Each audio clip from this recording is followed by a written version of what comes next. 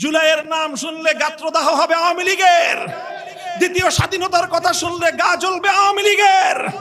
বিএনপির জ্বলে কেন? কাজেই এই আওয়ামী লীগ মার্কা বিএনপি থেকে বিএনপিকে মুক্ত করেন, আর না হয় শহীদ জিয়ার বিএনপি টিকবে না। আমরা বিএনপির কল্যাণ চাই, আমরা বাংলাদেশে জিয়াউর রহমানের আদর্শের বিএনপিকে দেখতে চাই, আমরা বেগম জিয়ার আদর্শের বিএনপি দেখতে চাই, আমরা পাকশালী বিএনপি বাংলাদেশে দেখতে চাই না। সুতরাং আমি আমাদের প্রিয় প্রধানমন্ত্রী শহীদ প্রেসিডেন্ট জিয়াউর রহমানের যোগ্য উত্তরসূরি বেগম খালেদা জিয়ার কলিজার টুকরা সন্তানকে বলতে চাই, আপনার বিএনপিকে আপনি বাকশাল মুক্ত করেন।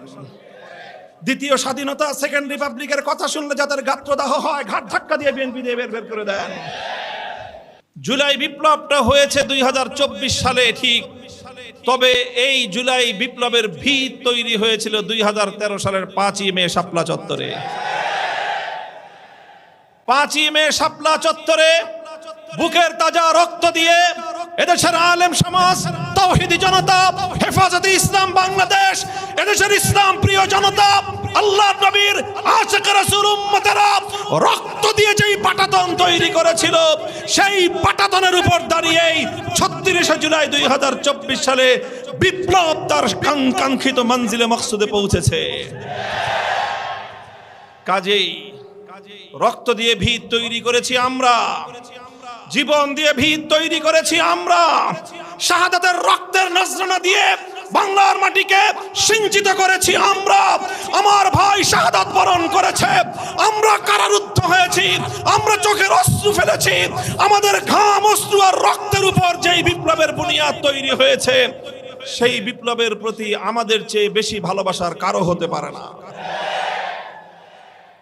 তাই আমি মনে করি শাপলা চত্বরকে যারা ধারণ করেন, শাপলার ইতিহাসকে যারা বরণ করেন, শাপলার শহীদানদের জন্য যাদের হৃদয় কাঁদে, যারা মনে করেন শাপলা চত্বরে আপনার ভাই শাহাদাত বরণ করেছেন, আপনাকেও জুলাই বিপ্লব নিজের বক্ষে ধারণ করতে হবে, অন্যথায় আপনি শাপলা চত্বরের ইতিহাসের সঙ্গে কৃতজ্ঞতা আদায় করতে পারবেন না।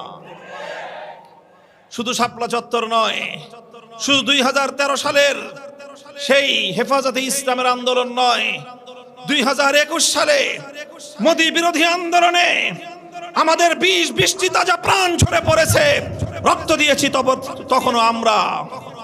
2021 সালে আমাদের ভাইদেরকে পাখির মতো গুলি করে হত্যা করার পর স্বৈরাচারী ফ্যাসিবাদী শেখ হাসিনা ক্ষান্ত হয়নি। আমাদের প্রায় 1.5 সহস্রাধিক আলেম ওলামাকে নির্মম ভাবে আমাদেরকে গ্রেফতার করে রিমান্ডে অকথ্য নির্যাতনের মাধ্যমে বাংলাদেশের কারাগারগুলোকে আমাদেরকে দিয়ে পূর্ণ করে রেখেছিল। একদিন 2 দিন নয়, 1 মাস 2 মাস নয়, বছরের পর বছর, 2 বছর 3 বছর পর্যন্ত বিনা বিচারে আমাদেরকে কারারুদ্ধ করে রাখা হয়েছে। শুধু কারারুদ্ধ নয়, দিনের পর দিন, মাসের পর মাস আমরা রিমান্ডে অকথ্য নির্যাতন সহ্য করেছি। আমি একা রিমান্ডে 1 চিল্লা দিয়েছি। বিভিন্ন থানার গারদগুলো থেকে নিয়ে ডিবির গারদে আমাদেরকে মাসের পর মাস এভাবেই জিন্দানখানায়, অন্ধকার কারা প্রকোষ্ঠে এক মানবেতর জীবন আমাদেরকে যাপন করতে হয়েছে। কারাগারে যাওয়ার পরেও 8-10 জন বন্দী যেই সকল ফ্যাসিলিটি এবং সুযোগ পায়, শুধুমাত্র আমরা মোদির বিরুদ্ধে আন্দোলন করার অপরাধে আমাদেরকে সেই প্রাপ্য সুযোগ থেকে বঞ্চিত করা হয়েছে। আমাদের চোখের অশ্রুতে আমাদের বুক ভেসে যেত। আমরা আমাদের ভাইদের সঙ্গে কারাগারে পর্যন্ত দেখা করার সুযোগ পেতাম না। অপরাধ একটাই, অপরাধ আমরা মোদির বিরুদ্ধে আন্দোলন করেছি। অপরাধ একটাই, আমরা বাংলাদেশকে ভালোবেসেছি। অপরাধ একটাই, আমরা বাংলাদেশে ভারতীয় আধিপত্যবাদকে বরদাস্ত করি নাই।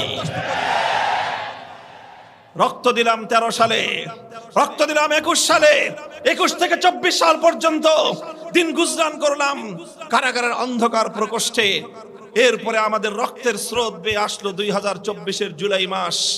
রক্তস্নাত সেই জুলাই মাস 1,500 বাংলার দামাল সন্তান রক্ত দিল, জীবন দিল। বাংলাদেশের প্রতিটি জনপদ, প্রতিটি অঞ্চল আমার সন্তানদের বুকের রক্তে লাল